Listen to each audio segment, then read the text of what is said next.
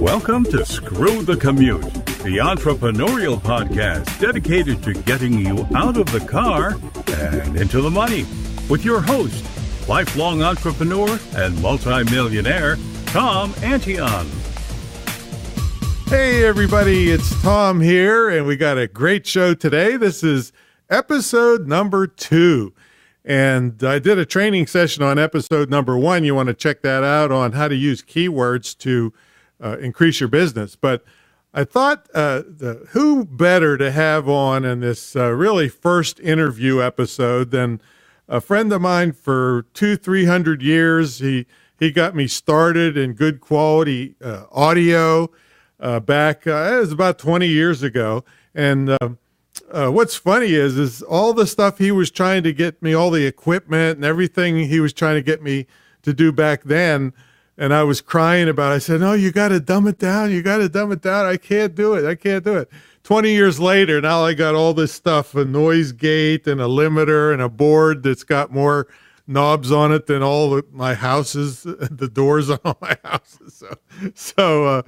But anyway, it's Mike Stewart. Mike, how you doing, man? I'm great, Tom. It's so good to be here on your podcast. And okay, it's only taken 20 years, but you know, that equipment I told you about really has a lot of uses. But you know what? It doesn't. You taught me something. It doesn't have to be that hard.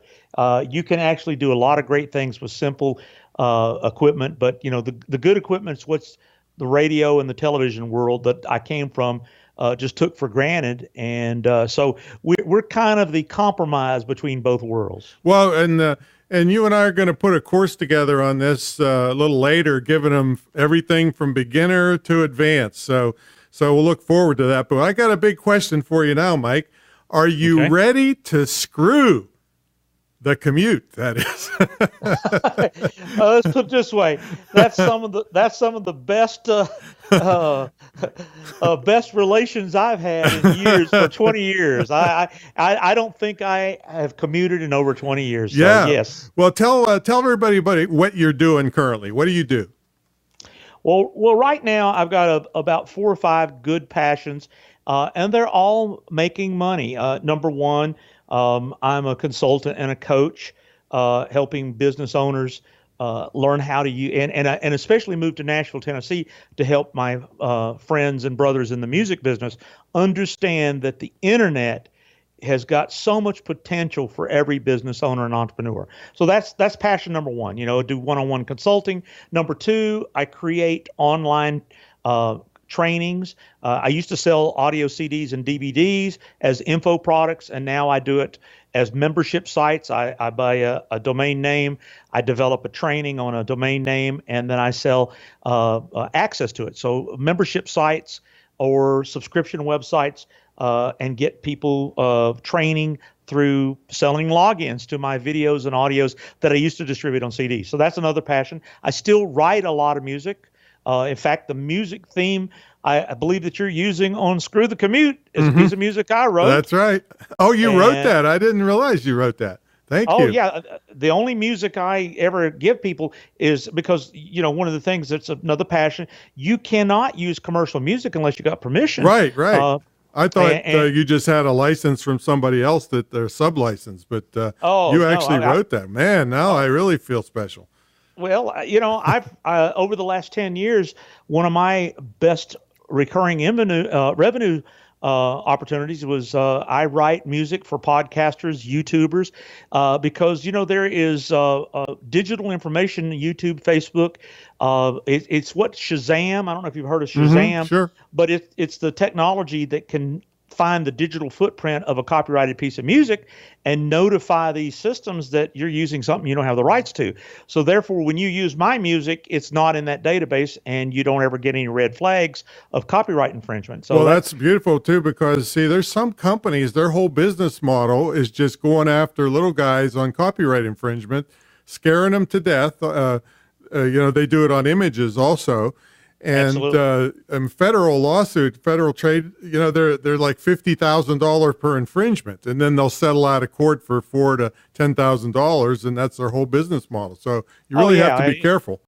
It's really you know, creating fear in people and then extorting money because based on fear. So anyway, a solution I created is because I'm here. I have a music studio and I can sit here by myself and create any kind of underscore music in all different styles. And I've been doing that for 10 years. And I've written over 700 60 to 2 minute pieces of music that are used for it. So that's another thing. And I'm writing songs again, Tom. That's another reason I moved to Nashville. I've been co-writing with people who are friends of mine in the music business that have been hit songwriters, and I'm befriending them. In fact, the guy I worked with this morning wrote "My Daddy Wasn't the Cadillac Kind." It's a big hit. Was a big country hit. Hey, tell them about is it a gold or platinum record you have? It's a gold record. I was in a band in 1981 called great. In fact, this is interesting. You bring that up. You hear that right there? Yeah. That is a residual check from our song "Pac-Man Fever" that was in it was in the Family Guy cartoon back in December, and the check just came. Just got it out of the mailbox. Oh my God! Now you're rich. Now you buy a mansion, retire to Fiji or something. No, but my commute was to go to the mailbox there. To get that check. So anyway, music is another big passion, and that's one of the reasons I relocated to Nashville. And then I've got a Beatle band called Nashville Beatles Jam, and I love going out playing Beatles songs. And my lead guitar player was in a band called the Box Tops. They had a hit record in the 60s called The Letter. But my baby gave me a ticket for an airplane. Yeah. So you're living the life, man. You're doing stuff that you love and creating income from it. I don't commute. And if I hate doing it, I fire myself from it. There you go. Hey, let me ask you, did you ever have a job? You know, I had one job when I was 17. It's one too many. I had one job, and the reason I got the job is because the pharmacist loved guitar players, and I was in his pharmacy, and I was playing guitar, and he says, "Boy, you play pretty good guitar." I said, "Yes." He says, "You need a summer job?" I said, "Yeah, well, I kind of could use a little extra money before I go to college." He said, "Okay, you're hired." So that was my job interview, and I got it because I played guitar. But you weren't, I mean, did you play guitar for people coming in to get prescriptions or what? No. I mean, what? Doc Morgan's pharmacy in Bristol, Tennessee had me deliver drugs in a Volkswagen. And so I was his delivery boy. And then when I came back from a delivery, we'd sit around and play music. And because he loved music people and musicians there in Bristol. And he trusted me so much. He's long gone, so he won't get in trouble. He used to let me fill the prescriptions because I was kind of smart. And the reason I got fired was I delivered Mrs. Johnson's heart pills to Mrs. Smith, and I delivered Mrs. Smith's blood pressure pills to Mrs. Johnson. Oh man, I don't mean to laugh about that, but that's one of the biggest problems of death in the world now is wrong prescriptions. Miss Smith called in and she says, "Doc Morgan, my pills used to be yellow. How come they're red?" Oh, he fired you for that little mistake. Oh, it's better when you can fire yourself. But so that was your turning point into the outside world where you're going to have your own business, huh? Or you went to college from there, or what? Went straight to college, and I majored in music, and I started playing music at night, and it's all I ever have done. I mean, from 1972 to 1980, all I did was play music, and played in hotels and weddings and bar mitzvahs and you name it, clubs, and I made a living. And then I taught guitar and taught piano and bass, and then I got into the jingle business in the 80s. I remember, I remember you talking about that, and that's just a perfect example of taking. Now, I mean, you do hear a lot of say, "Do what you love, and the money will follow." Well, that's not always true. You can go broke doing what you love if nobody wants it. But in this case, you've been living the life. I didn't even realize some of this stuff, and I've known you a long time. Well, what kind of advice would you give to somebody that's in a job now and wants to get out of it and live the kind of life you're living? Well, I'll go all the way back to when I was that kid at 17. I met an entrepreneur named Bill Doss. In fact, he was my father-in-law. a few years later, and Bill never had a job, and he was the first time I heard the word entrepreneur, and he was an inspiration. And he would say things that still resonate to this day. You got to give 110%. You've got to get up in the morning and write down what you're going to do, and you got to make it a point that when something doesn't work, figure out how to make it work and never give up. And he said, my heroes were Thomas Edison and Andrew Carnegie. And so, just he was an inspiration to not go the tradition of the baby boomers, which was get an education and get a job. And so I just was, I'm kind of those people, if you put me in a cubicle and somebody told me that they wanted me to do something that I didn't agree with, I'd pull my hair out. I just can't do that. So I am probably never have been employee material. Yeah, me neither. I know that feeling. So those are some good tips, though, you just keep trying and you keep digging, and you can make your own way like this. Now, have you ever gotten screwed in business? That is, not just have you ever gotten screwed? Well, other than the commute, yeah. Oh, yeah. I mean, you make mistakes, you lose money, you deal with people that mislead you and take money from you, and that's just. What'd you do about it? Well, you can. Some people try to do legal recourse, but that was never my choice. My choice was, fool me once, shame on you. Fool me twice, shame on me. So, you fool me once, then we part ways. And that's basically. I've had some mentors over the years that, when somebody's not satisfied with me, part ways and part friends. There's more, getting revenge and getting even may have its place in some places, but that's never been my philosophy. My philosophy is that there's enough good people in the world that see value in what I do, that when I run across somebody that doesn't make me happy, I just try to turn the other cheek and go the other way. Yeah, and that's well, I was going to say, that's the way one of the things I've just loved about being in business for myself is that I only deal with people I like. And if I don't like you, take a hike. There's plenty of other people out there. Absolutely. And that was, that's how I dealt with it for years is it's just that I just I get in my mind what I want to do, and I go, I'm going to keep trying till I figure out how to make it work. I mean, I remember the same guy, Bill Doss, who God rest his soul, was a great inspiration to me. He says, now, Mikey, you got to get out of music. And I said, Bill, why? He said, oh, there's no money in music. And it fired me up to prove to him that there was money in music. You think he did it on purpose to push it? You know what? I never know. Maybe he did that to fire me up or test me. But I was married to his daughter, so he was concerned. Oh, okay, that's different. But at any rate, and by the way, me and his daughter are still dear friends. She's a sweetheart of a lady. We were too young to get married. And, oh, I see. Okay. But at any rate, but Bill was real concerned that he says, you got to have a business. He says, now, see, I own a car dealership. I've got rental property. I fulfill needs. And so I would hear messages. And I said, but Bill, the world needs music and advertising and television and radio and everything's, 80% of the music that's composed is not famous music. Mm-hmm. Nobody watches a television commercial or listens to a podcast or a radio show or anything and goes, I wonder who wrote that music.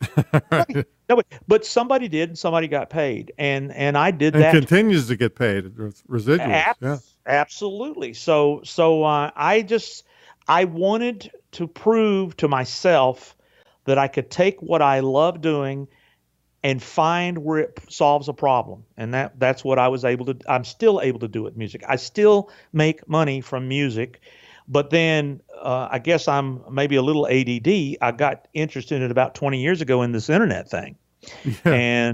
And I just said, how does music, sound, and video work with the internet? So if you want to continue what I'm doing today, I'm trying to marry my passions of music, audio and video, and the technologies and the creative energies that go into those things that have been around for years, and how does that parlay into business opportunities with the internet? I think you've been doing that for a long time. That's not just something you just started. You've been doing that since I met you, haven't you? Well, absolutely. I mean, when the internet came out, Tom, I didn't look at it as a computer technology. I looked at it as a broadcast technology from day one. I said, my goodness, this is a television set. Yeah, it's hooked to a big box that has a bunch of electronics in it that does stuff beyond my comprehension, but it's still a monitor and speakers. And I said the principles of radio and television are going to work on that box. And I saw that in 1998. And I said, you know what? I understand television and radio. I want to know how it works with this new technology of the internet and computers. And so I was early on advocating the use of audio and video on the internet, and that's what brought me to the internet. Well, that's marketing. what brought us together. That's what brought us together. I mean, I was in it since 1994 when the commercial internet came along, and you couldn't do anything at that point. But once you could do a video, you had to download it for like 3 hours to watch 30 seconds or something. Well, it wasn't usable. Yeah. Hey, tell us, what do you like best about working for yourself, and what's the worst part about working for yourself? Oh, the best part is the sense of freedom and excitement, and I'm like a kid in a candy store when new things come along. I don't have to do the same things over and over again. There's always a new opportunity that comes along that I can apply my skills and talents to. If I don't want to get up in the morning, I don't really have to.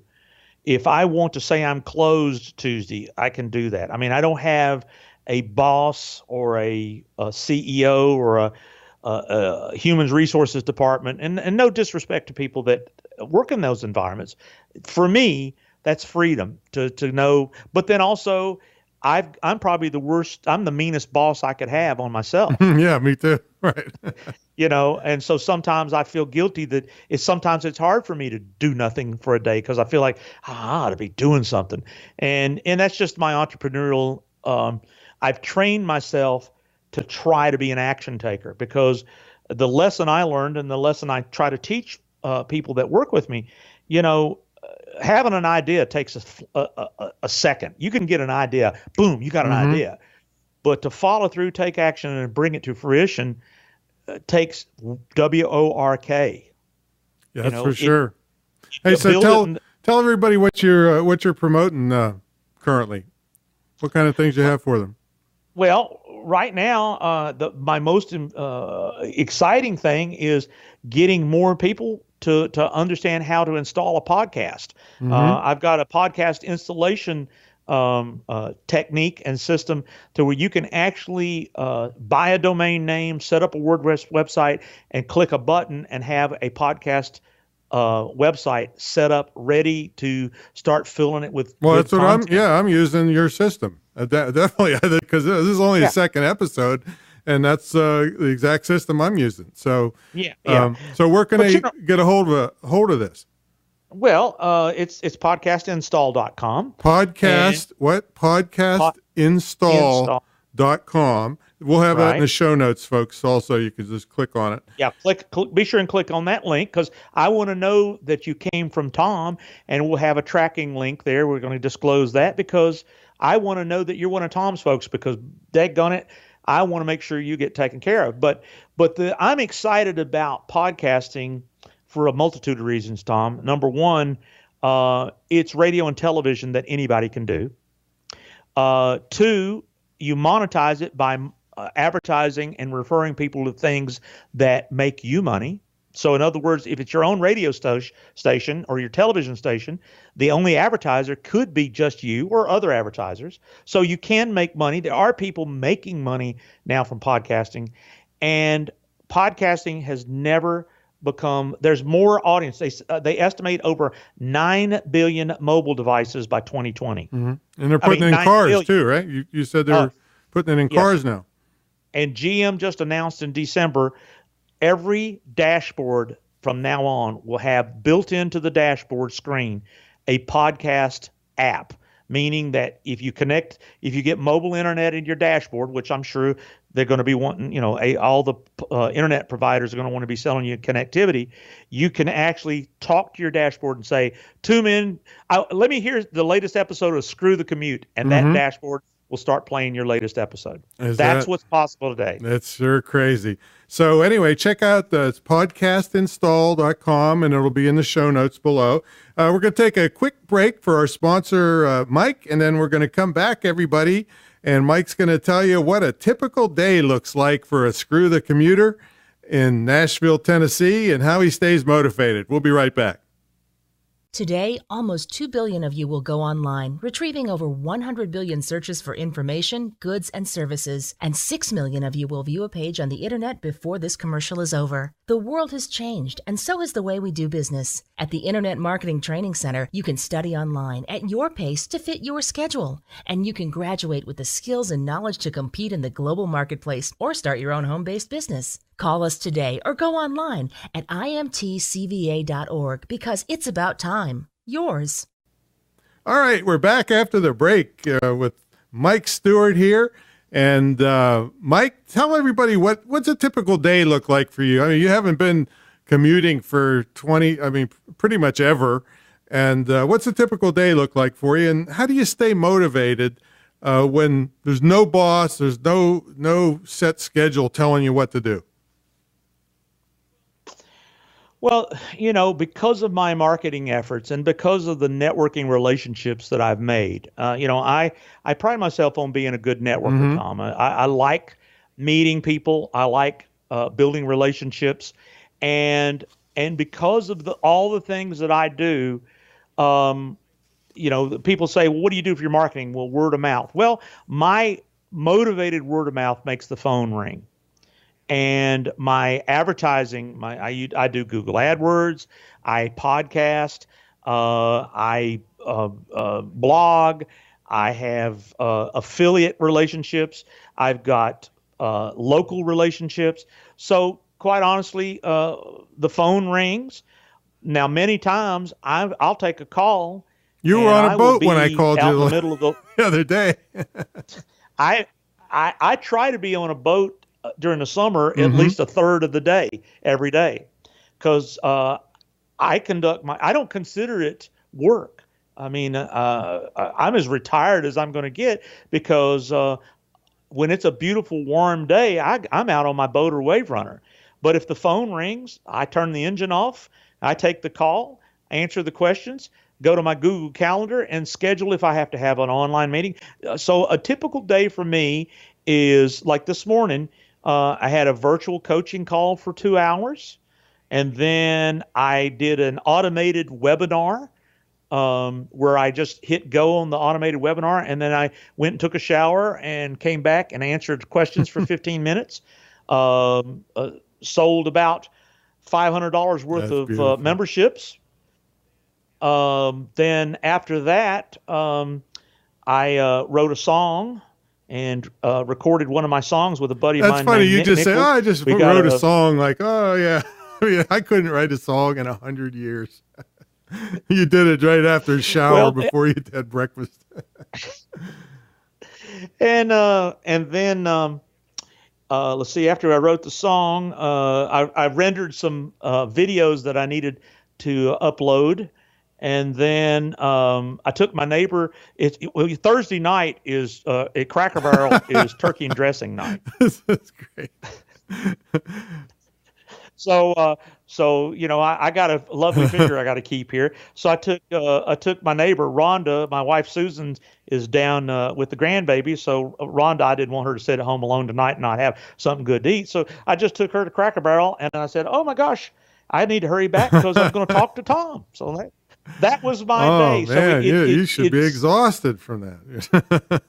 Oh yeah, and tomorrow I'm going to Abbey Road on the River, which is a 3-day Beetle Fest in Louisville, Kentucky. Yep, that's a biggie. I'm going to meet Jeff Emmerich, the audio engineer that was the man behind the sound console for Sgt. Pepper and all the Beatles albums. It's amazing. And you know what I'm going to be promoting at Abbey Road on the River?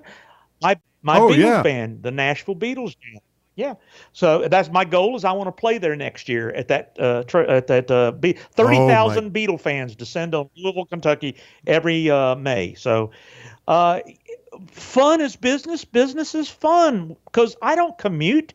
I just have fun and try to figure out what's an angle that we could turn this into a profitable That's what I've been doing all my life. That's why I started this, to help other people get the idea that they can do it. Just like when your father-in-law said, hey, you can't make any money with music. When people tell you can't do something, what they're saying is they can't do it. And it doesn't have anything to do with whether you can do it or not. So Mike, it's been so great catching up with you. And for the kind of inaugural interview on Screw the Commute, and there's going to be way more episodes to come, and you're going to come back and we're going to see what else you're promoting the next time, right? Tom, if you tell me to be there, that's something that makes my Google Calendar without fail. So say hi to the missus and screw that commute, Mike. You know what? It's real easy because I don't commute. All right, everybody, check in for our next interview. And then we're going to do one training session a week and 2 interviews. So make sure you subscribe and give us we have a special thing at screwthecommute.com where you can leave a, what do they call it, Mike? Review, right? And so if you're going to leave a good review, you click on the good link. If you're going to leave a bad review, we have a bad link that doesn't go anywhere, or it goes to somebody else's podcast. So, but anyway, check the show notes. You can always check the show notes at screwthecommute.com and see all our past episodes, and we'd love to see you over there. Mike, catch you next time, man. Thanks.